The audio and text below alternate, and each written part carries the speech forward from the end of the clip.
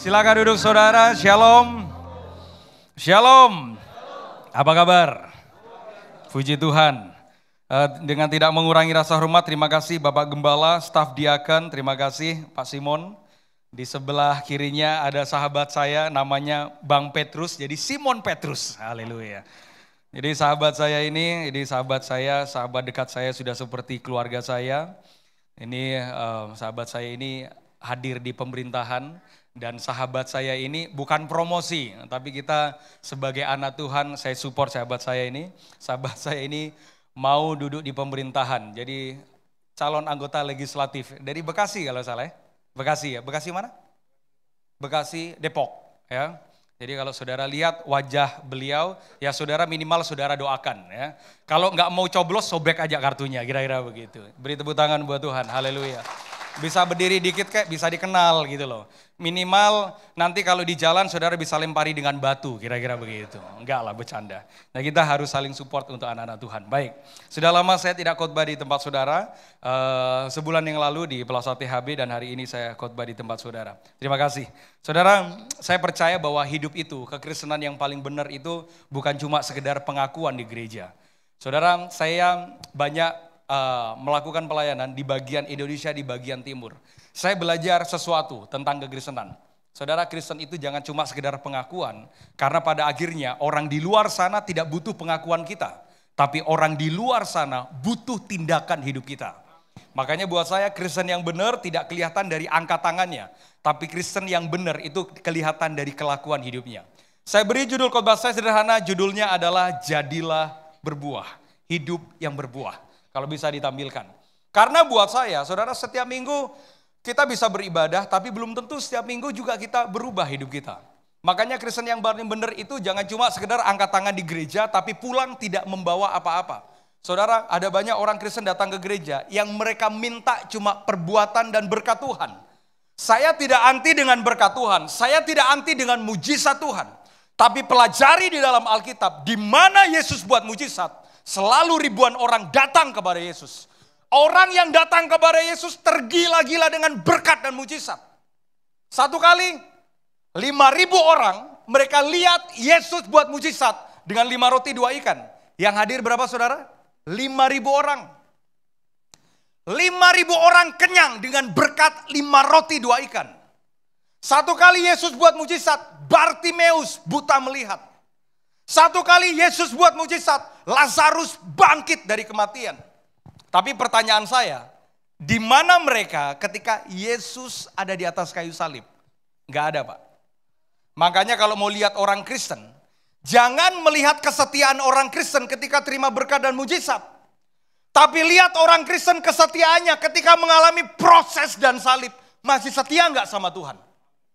Makanya kalau saudara sedang mengalami salib, sedang mengalami proses, salib adalah cara terbaik yang diizinkan Tuhan untuk membuat saudara dewasa dan setia.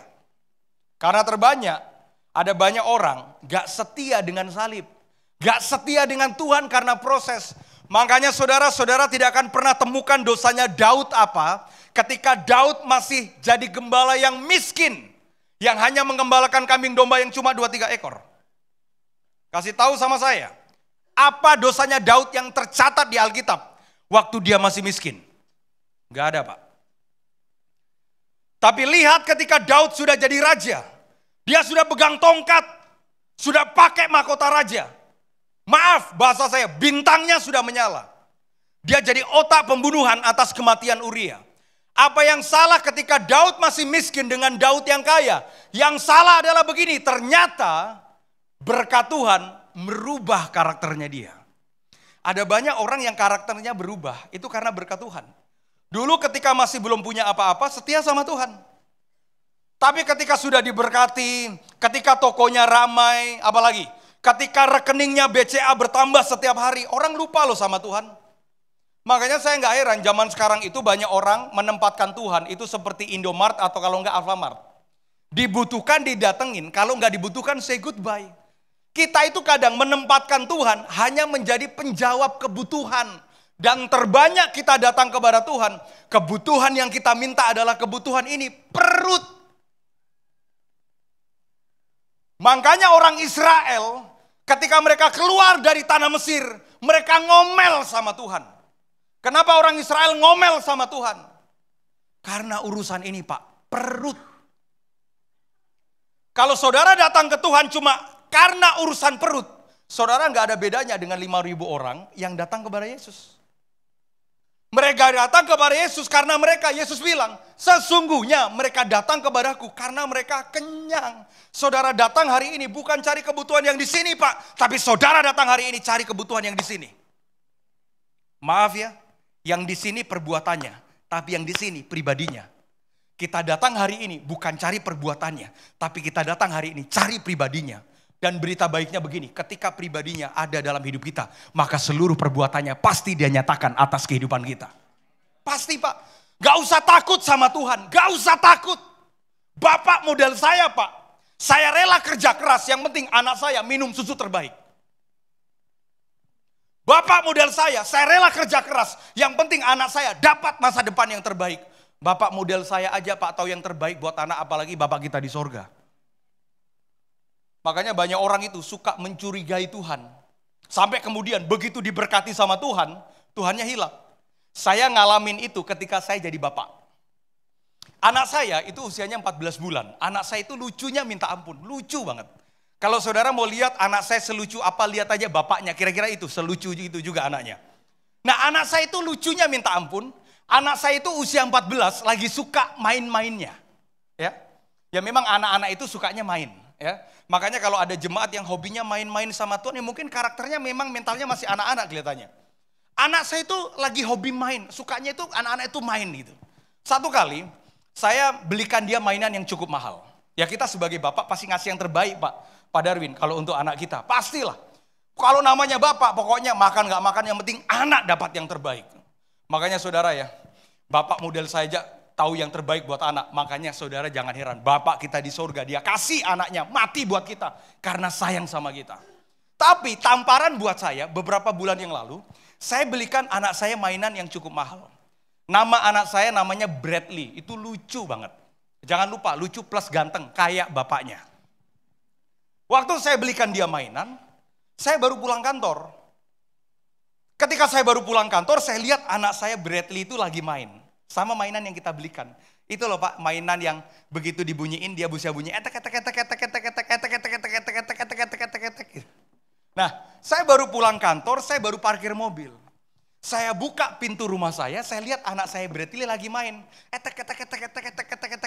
Karena saya kangen banget sama anak. Saudara, kebahagiaan seorang ayah, kebahagiaan seorang laki-laki. Itu kalau pulang, begitu dia capek, lihat anak, dia peluk anak, itu beban itu langsung hilang. Itu. Nggak tahu kalau bapak-bapak di sini. Benar Pak. Itu Pak, saya kalau capek kerja atau habis pelayanan jauh capek itu kalau peluk anak Pak itu bahagianya minta ampun. Ya, peluk anak Pak. Bukan peluk istrinya orang Pak. Nah ketika saya buka pintu, saya lihat anak saya lagi main, saya panggil anak saya. Bradley, dia nggak noleh Pak. Kenapa dia nggak noleh? Karena dia sibuk main. Dia sibuk main sama mainan yang saya belikan Pak. Mahal loh Pak saya belikan. Saya panggil dia, Bradley. Dia nggak noleh, dia sibuk main. Sampai saya panggil kuat, Bradley. Sibuk main Pak. Sampai tahu nggak saudara?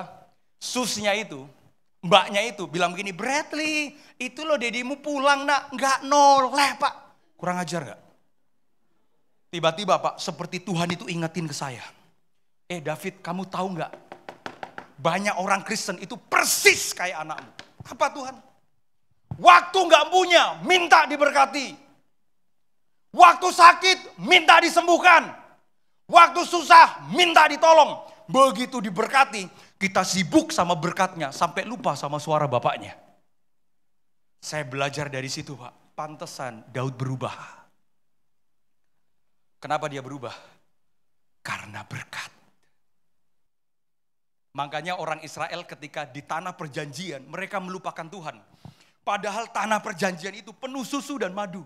Doa saya sederhana, jemaat yang dengar pesan ini, seberapa kaya dan diberkati saudara, tetap hatimu sama, tetap cinta Tuhan, sampai kapanpun tetap mengasihi Tuhan. Itu harusnya Pak, ada di dalam diri kita. Makanya begini, berkat itu jangan merubah identitas kita, biasa saja.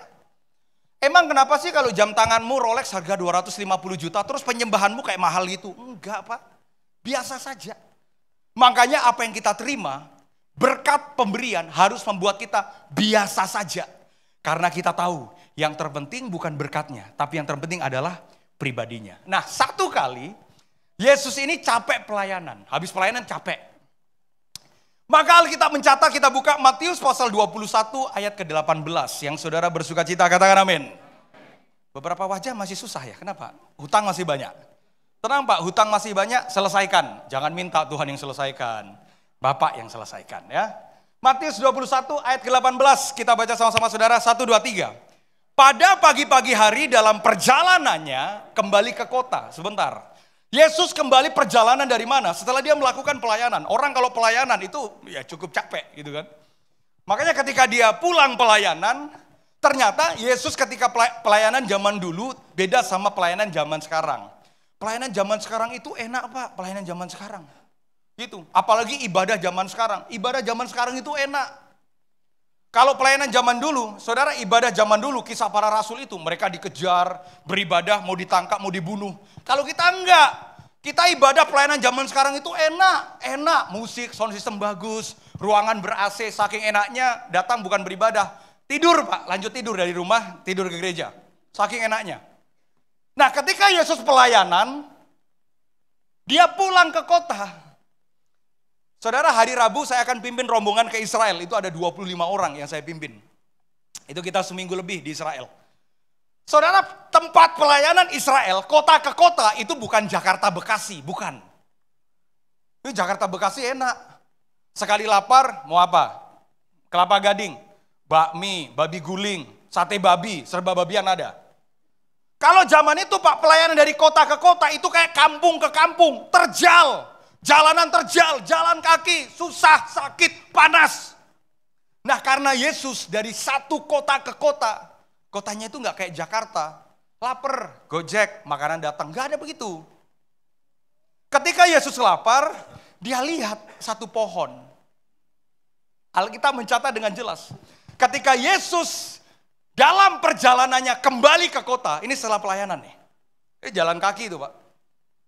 Sekarang mah kita enak kalau mau pelayanan, mobil ada, jemputan ada, pencet-pencet tinggal ada. Kita enak pelayanan sekarang itu. Tapi hari itu, pelayanan itu penuh dengan pengorbanan. Makanya buat saya, pelayanan yang paling benar itu bukan pelayanan pemberian, tapi pelayanan pengorbanan. Apa sih Pak bedanya antara pemberian dengan pengorbanan? Oke, saya nggak ngomong duit. Jangan sampai saudara bilang, oh Bapak ini ngomong duit lagi. Enggak, ini. Kalau saudara sembuh, saudara sehat, keuanganmu baik, dan saudara mau melayani, semua orang juga bisa. Tapi ketika saudara sedang diproses, keuanganmu mungkin sedang hancur, ekonomi mungkin sedang tidak baik-baik saja, tapi saudara mau memilih untuk melayani, menyenangkan Tuhan, itu yang keren Pak. Makanya melayani itu jangan lihat karena kondisimu baik. Baik dan tidak baik, bahkan waktunya tetap layani dia. Itu kata firman Tuhan. Nah ketika Yesus dia melayani dari satu ke kota, dia kembali ke kota, maka Alkitab mencatat, kita baca sama-sama saudara, 1, 2, 3. Yesus merasa lapar. Lapar itu kondisi yang bisa membuat orang lemas. Dan lapar adalah kondisi yang bisa membuat orang marah. Makanya kalau bapak-bapak capek Bu, habis pulang dari kantor, gak usah diomelin, apalagi lagi lapar. Kasih makan dulu, baru diomelin. Ibu-ibu zaman sekarang, bapak-bapaknya, makan juga belum, udah dikasih makanan dari mulut. Itu makanya biasa pertikaian terjadi. Ya, orang itu kalau lapar, itu bahaya. Makanya saudara jangan menyepelekan kata lapar. Orang bisa bunuh saudaranya itu karena urusan satu ini, lapar, urusan perut. Sampai orang bilang begini, ya gak takut mati sih, tapi takut lapar. Nah banyak orang Kristen itu mentalnya begitu, takut lapar gitu. Aku kalau ikut Tuhan gimana ya nanti diberkati enggak ya? Kalau ikut Tuhan nanti gimana ya, enggak bisa makan enggak ya? Saudara, sederhana saja. Bapak yang baik, dia tahu yang terbaik buat anaknya. Apalagi Bapak kita di sorga. Nah ketika Yesus lapar, maka Yesus lihat ada satu pohon. Namanya pohon ara, ayat yang ke-19. Yang bersuka cita, katakan amin. Ayat yang ke-19 kita baca sama-sama saudara. Dekat jalan, ia melihat pohon ara, lalu pergi ke situ. Gini, ketika Yesus lapar, ini kan lapar Pak, dia udah pelayanan nih, wah udah jalan kaki. Udah lapar nih Pak, sama murid-muridnya, udah lapar nih. Wah ketika lapar, tiba-tiba lihat pohon ara. Yang ada di ekspektasinya Yesus apa? Makanan, betul gak? Ya kan? Ketika Yesus lapar, ketika dia lihat pohon, yang dia lihat apa? Makan. Enggak, zaman itu nasi padang sederhana, enggak ada Pak, enggak ada. Jadi hari itu Pak, dari satu kota ke kota, jalanan terjal, panas, sedang lapar, orang udah lemes. Begitu dia lapar, dia lihat, makan. Tapi tahu nggak apa yang terjadi? Ketika Yesus lapar, dia lihat ada pohon ara, harusnya dia bisa makan dari pohon ara. Tapi ternyata Alkitab bilang begini, tetapi ia tidak mendapat apa-apa. Yesus gak banyak omong Pak. Ketika dia lapar, dia lihat pohon ara itu, tidak ada buahnya. Yesus gak tanya begini, kamu kenapa kok gak berbuah? Kok gak ada buahnya sih kamu? Gak ada Pak. Kamu dosamu apa gak berbuah? Tahu gak yang Yesus lakukan apa? Ketika dia lihat pohon ara itu, mengecewakan karena tidak ada buahnya. Tidak banyak bang bingbung Pak. Dia langsung bilang begini. Katanya kepada pohon itu, "Hei, engkau tidak akan lagi berbuah selama-lamanya." Terus, dan seketika itu juga keringlah pohon itu. Maaf ya. Tanpa saya menyinggung siapapun, ada banyak orang Kristen seperti pohon ara. Tumbuh pohonnya besar, tapi sayang kering dan tidak ada buahnya. Makanya ini yang saya bilang Pak. Tuhan tidak dimuliakan dengan angkat tanganmu, tapi Tuhan dimuliakan dengan cara hidupmu.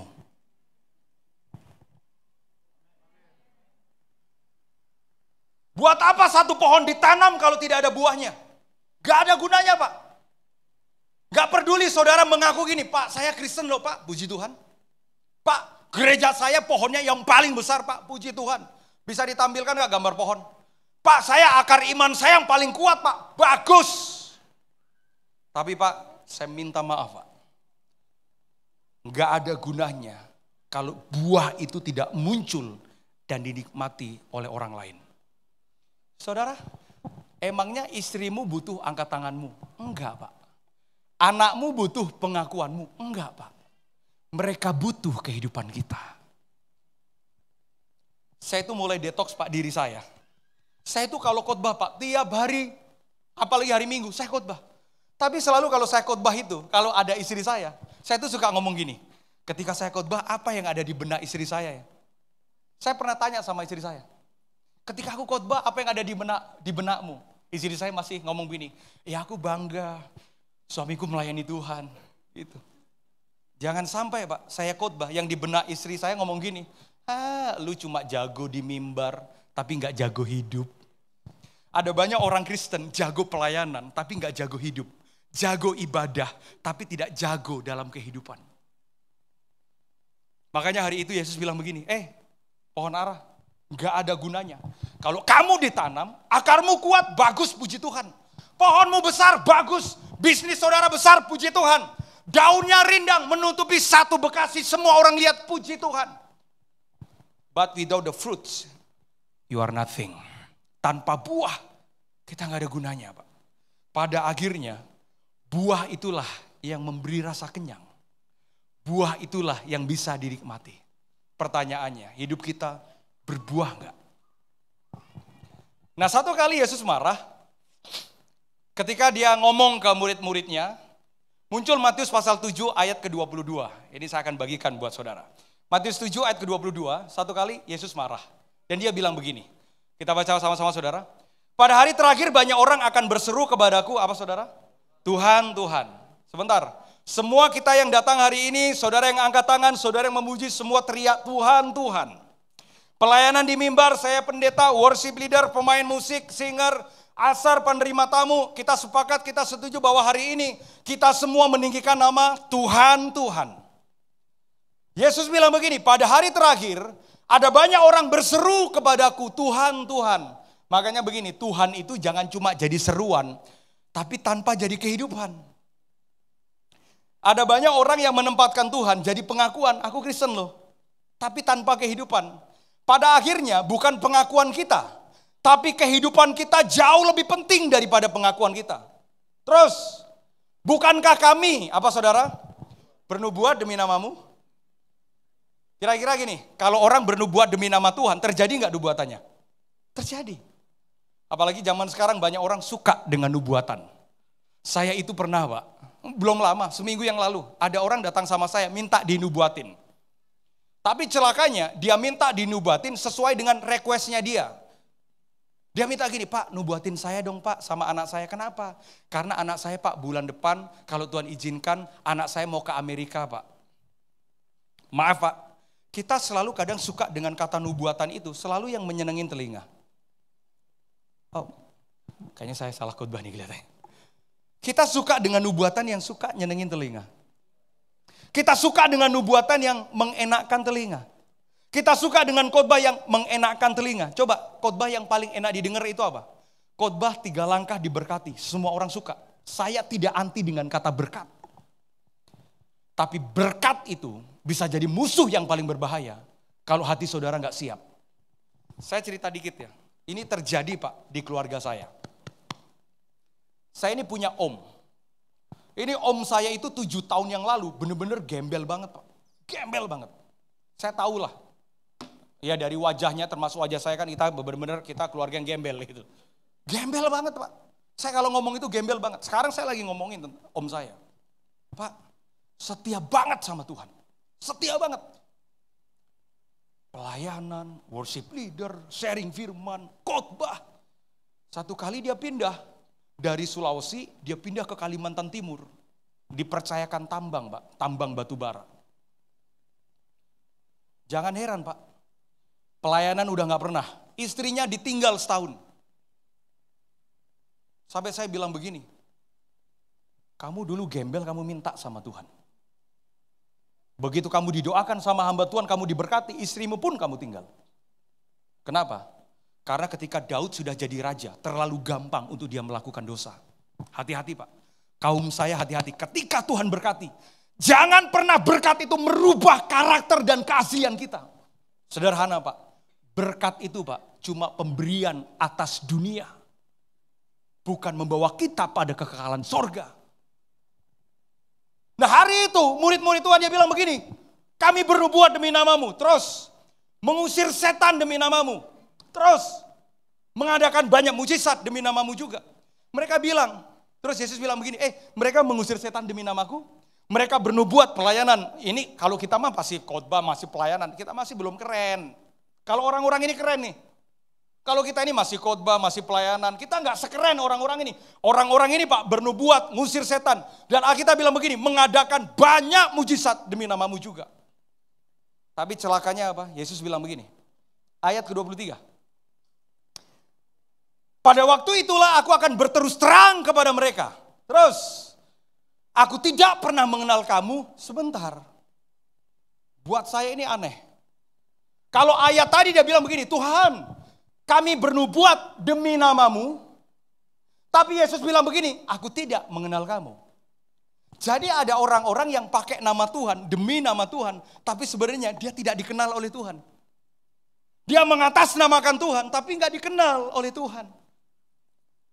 Makanya Yesus bilang begini, aku tidak mengenal kamu. Yang lebih uniknya lagi, anehnya lagi. Kita akan cari kebenarannya saudara. Yesus bilang begini, Enyahlah daripadaku, kamu sekalian, apa saudara? Enggak, kurang keras. Apa saudara? Pembuat kejahatan. Pertanyaan saya, kejahatan apa yang mereka buat? Oh, Mereka mengusir setan demi nama Tuhan. Mereka menyembuhkan orang sakit demi nama Tuhan. Mereka mengadakan mukjizat demi nama Tuhan. Mereka bernubuat demi nama Tuhan. Semuanya dibungkus dengan nama Tuhan. Tapi tiba-tiba Tuhan bilang begini, enyalah kamu sekalian, pembuat kejahatan. Pertanyaan saya, kejahatan apa yang mereka buat? Mereka enggak membunuh, mereka enggak berzina, mereka tidak mencuri. Tapi kenapa Yesus bilang, enyalah kamu sekalian, pembuat kejahatan? Pertanyaan saya, kejahatan apa yang mereka buat?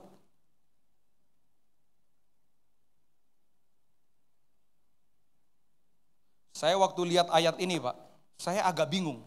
Kok Tuhan bilang mereka orang jahat? Mereka enggak mencuri loh Tuhan. Yang ada di kita ini Pak, yang ada di kita ya, yang ada di kepala kita, orang jahat itu kalau membunuh, orang jahat itu kalau berzina, orang jahat itu kalau mencuri. Ya itu memang orang jahat, melakukan kejahatan. Tapi di ayat ini Yesus bilang begini, enyalah kamu sekalian pembuat kejahatan. Pertanyaan saya, kejahatan apa yang mereka buat? Ada yang bisa kasih tahu saya? Kejahatannya apa? Apa Pak Simon kira-kira Pak? Hah? Berbohong Pak. Tahu gak saudara jahatnya mereka itu apa? Yang pertama, pakai nama Tuhan, tapi gak dikenal Tuhan. Itu jahat.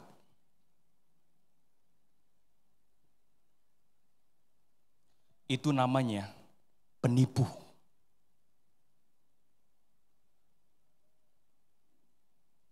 Satu kali saya bilang sama istri saya, tiba-tiba Pak, ada tagihan Pak. Tagihan di restoran. Nah kami di Manado itu buka restoran. Ya. Bang Petrus pernah makan di sana ya. Restoran saya beda Pak. Restoran saya itu jualannya grill, bakar-bakar. Itu beda sama Jakarta beda. Kalau saudara makan grill di Jakarta kan paling sekali makan enak, kenyang gitu. Tempat saya lain Pak, sekali gigit surga terbuka. Ya. Itu bedanya itu. Satu kali ada tagihan di restoran. Tagihannya gak main-main Pak. 2 juta lebih tagihannya. Terus saya tanya, kan mereka report, Pak David. Iya Pak David, Pak ada tagihan Pak, tapi belum dibayar. Ada yang makan tapi belum bayar. Berapa? 2 juta lebih. Terus saya tanya atas nama siapa? Loh Pak, katanya ini temennya Bapak. Terus kita cek dong di CCTV kan. Kita cek di CCTV. Begitu kita cek yang mana ini Pak, pokoknya di jam ini, di menit ini saya cek. Saya lihat, gak kenal. Tapi kok bisa pakai nama saya? Oh ternyata Pak, ditelusuri, ternyata dia itu ternyata gitu. Jadi kalau di restoran itu, saya temannya ini, tadi sudah telepon ya, sudah bilang gitu. Tanpanya dan biasanya sudah mau bayar baru dia ngilang. Orang itu pakai nama saya untuk melakukan kejahatan demi keuntungan. Banyak orang Kristen begitu Pak. Pakai nama Tuhan demi keuntungan, tapi begitu didisiplinkan Tuhan gak suka. Orang Israel di tanah perjanjian itu pakai nama Tuhan. Tuhan, kami lapar. Begitu masuk di tanah perjanjian, penuh susu, penuh madu, gak pernah susah. Mereka kenyang atas nama Tuhan, tapi mereka melupakan Tuhan. Ada banyak orang memakai nama Tuhan, tapi sebenarnya gak dikenal sama Tuhan. Doa saya saudara, jangan pakai nama Tuhan hanya cuma untuk kepentingan kebutuhan perut. Tapi sungguh-sungguhlah jadi anak Tuhan. Benar. Terus, dan saya temukan Pak Simon, Yesus itu marah sama mereka, sampai Yesus bilang begini, enyalah kamu sekalian pembuat kejahatan, aku gak kenal kamu. Jadi ternyata Matius 7 ayat ke-21 sampai ke-23 itu muncul. Karena ada ayat sebelumnya, ada sebabnya. Sebabnya gini, Matius 7 ayat 20. Kita baca sama-sama ya, Matius 7 ayat 20. 1, 2, 3. Jadi, dari buahnya lah kamu akan mengenal mereka. Ternyata begini, mereka ngomong begini. Aku sudah pelayanan, aku sudah sembuhkan orang sakit, aku sudah buat mujizat. Yesus bilang begini, gak penting itunya, yang penting buahnya. Jadi ternyata kekristenan kita itu diukur bukan dari pelayanan, berkat dan mujizatnya. Tapi kekristenan kita itu diukur dari buahnya. Ini saya cerita nih tentang pertobatan, ada om saya lagi satu. Itu kakak iparnya Pak Wagirin. Ketika sakit, dari pengobatan 1 bulan itu di Manado, kami semua tanggung biayanya Pak. Dia lihat ternyata orang Kristen. Jadi di kampung itu saya digosipin, saya diomongin sama keluarga. Itu loh pemakan daging babi, itu enggak bener hidupnya, itu hati-hati, jangan jabat tangan. Tapi ketika mereka sakit, udah hampir mati Pak. Karena istri saya dokter, istri saya aturkan semua pengobatannya. Sampai dari datang, sampai pulang, sampai sembuh ke kampung. Ternyata itu jadi kesaksian bahwa ponakan kita David itu orangnya baik. Saudara, per hari ini, om saya namanya Wagirin, untuk pertama kalinya dia masuk ke gereja sebagai orang Kristen.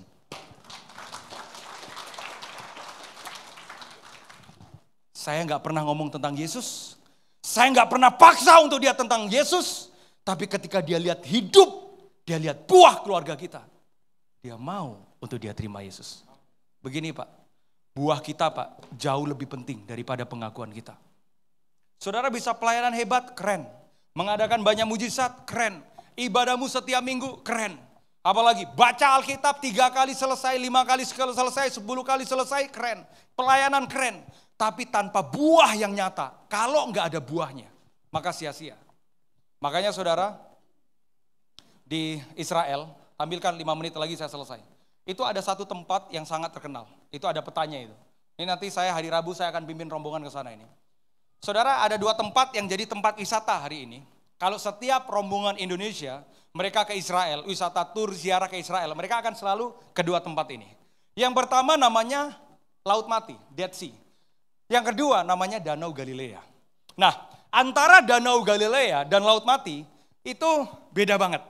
Padahal ini saudara, ini bukan ke atas dan ke bawah, bukan. Ini ke samping. Jadi air dari Sungai Yordan itu mengalir ke Danau Galilea, kalau bisa dibalik begini, juga mengalir ke Laut Mati. Cuma bedanya begini, antara Laut Mati dan Danau Galilea itu dapat sumber air yang sama. Kalau saudara baca secara geografi tentang letak geografi termasuk sungai mengalir kemana, itu mereka dapat aliran air yang sama dari Sungai Yordan.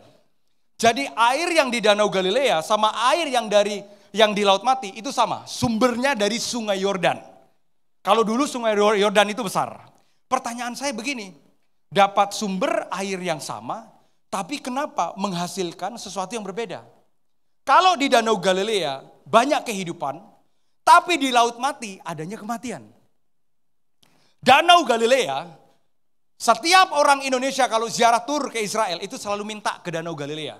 Danau Galilea itu di samping kanan dan kirinya subur banyak pohon. Dan di dalamnya ada ikan. Namanya ikan Petrus. Bahasa Indonesianya ikan mujair.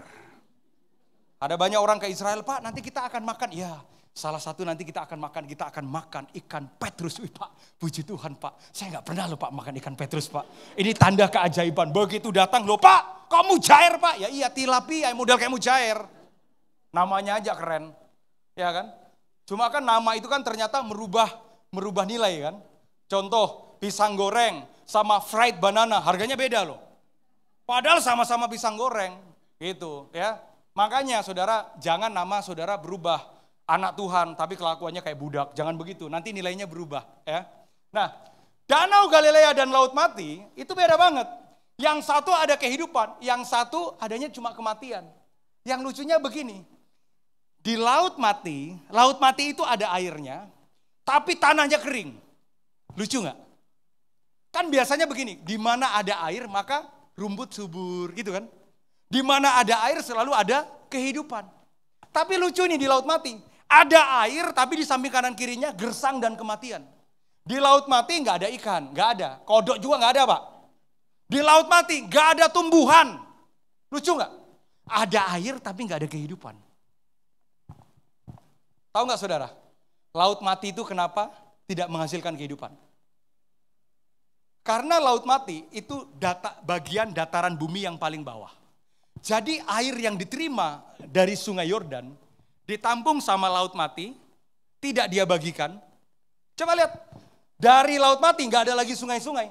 Beda sama Danau Galilea. Dari Danau Galilea ada sungai Hula, ada sungai yang lain itu, Hunias River, ada sungai-sungai yang lain. Tapi kalau di Laut Mati cuma ditampung, cuma dikumpulkan, akibatnya kadar garamnya tinggi dan tidak ada kehidupan. Orang Kristen kalau modelnya kayak Laut Mati, berkat diterima sendiri, punya duit sendiri, makanan buat dirinya sendiri, tidak pernah berbagi buat orang lain. Rohaninya pasti mati. Kenapa Laut Mati tidak ada kehidupan? Karena Laut Mati itu kadar garamnya terlalu tinggi. Maaf ya, bukan sok cocok logi. Kita ini orang Kristen, kita ini disuruh jadi garam dunia, betul gak? Tapi kalau garam ditumpuk terus Pak, lama-lama tubuh kita ini perlu garam. Tapi kalau garamnya kebanyakan dan tidak terkontrol, maka bisa mengakibatkan kematian. Makanya garam saudara mesti bagikan buat orang lain. Itu salah satu tugas kenapa kita harus jadi garam dunia. Garam yang memberi rasa. Sedangkan di Danau Galilea, ketika airnya dia terima, dia bagikan. Dia berbuah buat orang lain. Dia berbuah buat sungai yang lain. Dia bagikan airnya itu buat orang lain. Sederhana. Orang Kristen yang hidupnya berbuah pasti dinikmati oleh orang lain. Makanya pesan sederhana hari ini, jadilah Kristen yang berbuah. Karena buahmu jauh lebih penting daripada pengakuan hidupmu. Tuhan Yesus memberkati. Saya undang saudara bangkit berdiri, beri tepuk tangan buat Tuhan Yesus. Sekarang terimalah berkat Tuhan. Kasih karunia berlimpah-limpah daripada Allah Bapa dalam Anak yang tunggal Yesus Kristus. Persekutuan yang manis dengan Roh Kudus menyertai saudara sekalian mulai hari ini. Sampai Tuhan Yesus datang menjemput kita di awan-awan dan bahkan sampai selama-lamanya. Yang percaya bersama-sama katakan, Amin.